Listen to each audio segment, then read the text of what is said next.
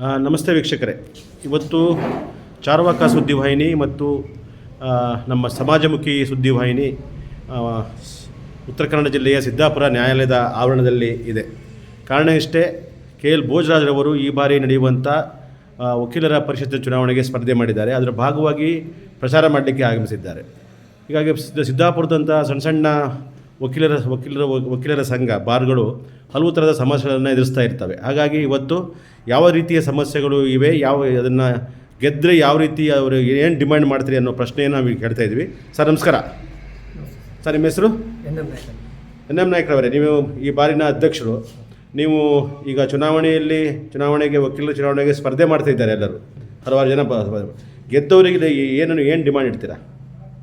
ಗೆದ್ದವರಿಗೆಲ್ಲ ಅಡ್ವೊಕೇಟ್ಸಿಗೆಲ್ಲ ಈಗ welfare fund ಎಲ್ಲ ಅದನ್ನು ಭಾಳ ಕಡಿಮೆ ಮೊತ್ತ, ಈಗ ವಾಲಂಟರಿ ರಿಟೈರ್ಮೆಂಟ್ ತಗೊಂಡ್ರೆ ಅಥವಾ ಡೆತ್ ಆದರೆ ಡೆತ್ ಬೆನಿಫಿಟ್ ಎಲ್ಲ ಭಾಳ ಕಡಿಮೆ ಇದೆ, ಅದನ್ನೆಲ್ಲ ಹೆಚ್ಚು ಮಾಡಬೇಕು.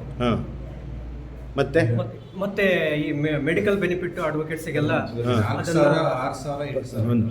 ಮೆಡಿಕಲ್ ಬೆನಿಫಿಟ್ ಎಲ್ಲ ಏನು ಕಾಯಿಲೆ ಅಥವಾ ಏನೋ ತೊಂದರೆ ಆದರೂ ಅವ್ರನ್ನ ಈಸಿ ಸಿಗೋ ಹಾಗೆ ಮಾಡಬೇಕು. ಮತ್ತು ಅದನ್ನು ಕೂಡ ಹೆಚ್ಚಿನ ಅಮೌಂಟನ್ನು ಕೊಡಿಸುವಂತೆ ಎಲ್ಲ ಅಡ್ವೊಕೇಟ್ಸಿಗೆ ಕೊಡಿಸುವಂತ ಮಾಡಬೇಕು. ಮತ್ತೆ ಏನು ಹೇಳ್ತಿದ್ರಲ್ಲ ನೀವು? ಈಗ ಮೊದಲಿಗೆ ಈಗ ಮಾಡಿದ್ರೆ 4,000, 6,000, 7,000 ಮಾಡಿದ್ರೆ ಸ್ಲ್ಯಾಬ್ ಮಾಡಿದರೆ ಅದು ಬಹಳ ಕಡಿಮೆ ಆಗ್ತದೆ. ಮಿನಿಮಮ್ 10 to 15, 20 ವರೆಗೆ ಮಾಡಬೇಕಾಗ್ತದೆ. ಎರಡನೇದಾಗಿ ಈ ಸ್ಟಾಂಪ್ ಏನು ಉಂಟಲ್ಲ, ಸ್ಟಾಂಪು ಪ್ರತಿ ವಕಾಲತ್ತಿಗೆ 30 ರೂಪೀಸ್, ಆಯಿಗೆ 20 ರೂಪೀಸ್ ಆಗ್ತಾ ಇದೀವಿ. ಅದು ಇರ್ರೆಸ್ಪೆಕ್ಟಿವ್ ಸ್ಟಾಂಪ್ ಬೇಡ.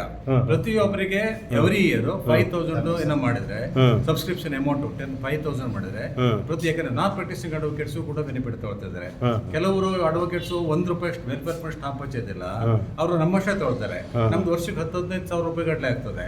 ಅದರಿಂದ ಅದು ಉಪಯೋಗ ಅದನ್ನ ತಗೊಳ್ತಾ ಇದ್ದಾರಲ್ಲ, ಅದ್ರ ಬಗ್ಗೆ ಪ್ರತಿಯೊಬ್ಬರಿಗೂ ಮಿನಿಮಮ್ 5,000-10,000 ರೂಪಾಯಿ ಹಾಕ್ಬಿಟ್ರೆ ಎವ್ರಿ ಇಯರ್ ಅದನ್ನ ತುಂಬಿಡ್ತಾರೆ. ಸ್ಟಾಂಪ್ ಅನ್ನ ಕ್ಯಾನ್ಸಲ್ ಮಾಡ್ಬೇಕಂತ ಅವಶ್ಯಕತೆ ಇಲ್ಲ. ಈಗ ಸ್ಟಾಂಪ್ ಅನ್ನು ಇರೋದ್ರಿಂದ ದುರುಪಯೋಗ ಪಡ್ಕೊಳ್ತಾರೆ. ಕೆಲವು ಏನಾಗ್ತದೆ ಗೊತ್ತಿಲ್ಲ. ಅದರಿಂದ ಈಗ ಪ್ರತಿಯೊಬ್ಬ ಅಡ್ವೊಕೇಟ್ಗೆ 5,000-10,000 ರೂಪಾಯಿ ಎವ್ರಿ ಇಯರ್ ತಗೊಂಡ್ಬಿಡ್ಲಿ, ಈ ಸ್ಟಾಂಪ್ ಅನ್ನ ಬಂದ್ ಮಾಡ್ಲಿ. ಈ ಕೆಲವರು ಬ್ಲಾಂಡ್ ವಕಾಲತ್ತೆ ಹಾಕೋದಿಲ್ಲ. ಅದನ್ನ ಹೇಳಿದ್ರೆ ರಿಪೀಟ್ ಮಾಡಿಬಿಡಿ, ಬೇರೆ ಹೇಳಿ. ಸರ್ ಹೇಳಿ ಸರ್. ಈಗ ವಕೀಲರಿಗೆ ಗ್ರೂಪ್ ಇನ್ಶೂರೆನ್ಸ್ ಮಾಡಬೇಕು.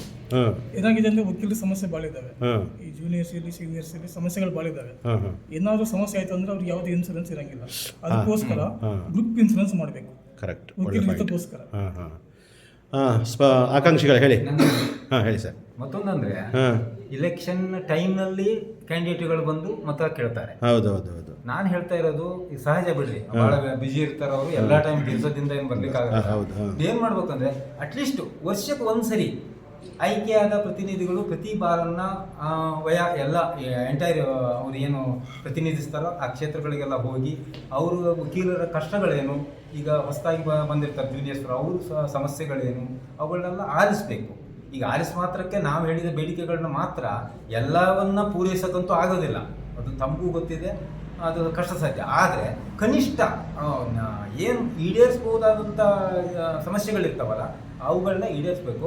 ನಮ್ಮ ಅಧ್ಯಕ್ಷರು ಈಗಾಗಲೇ ಹೇಳಿದ್ದಾರೆ, BL ನಾಯ್ಕರು ಹೇಳಿದ್ದಾರೆ.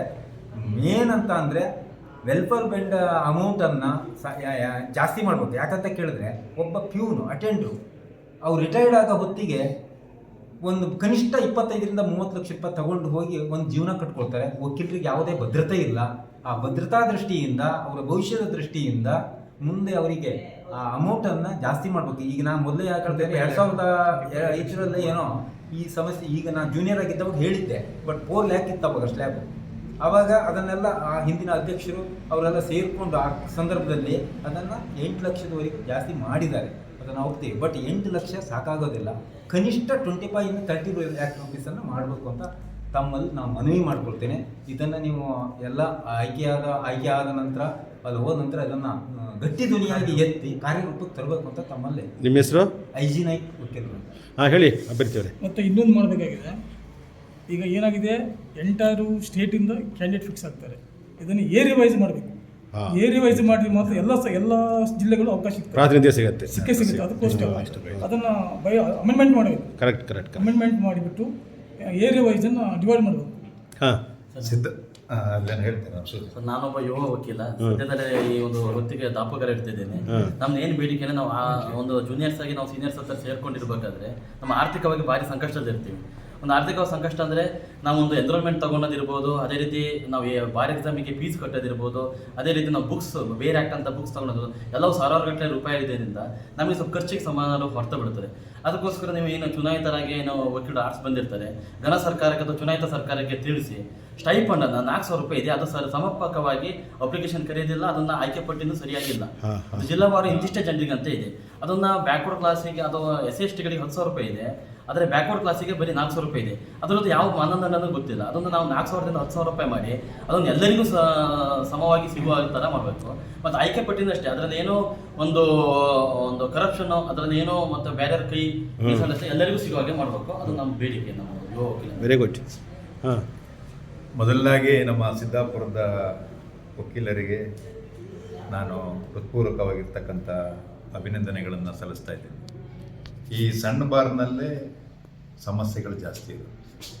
ಈಗ ಇದೇನೋ ನಮ್ಮ ಸಿದ್ದಾಪುರದ ವಕೀಲರ ಮಿತ್ರರಿಗೆ ಹೇಳಿದರು, ಇದೇ ರೀತಿ ಸಮಸ್ಯೆಗಳು ಕೂಡ ಇದೆ. ಯಾಕೆಂದರೆ ಇಲ್ಲೂ ನನಗೆ ಗೊತ್ತಿದ್ದಾಗ ಒಂದು 35ರಿಂದ 36 ಜನ ವಕೀಲರಿದ್ದಾರೆ.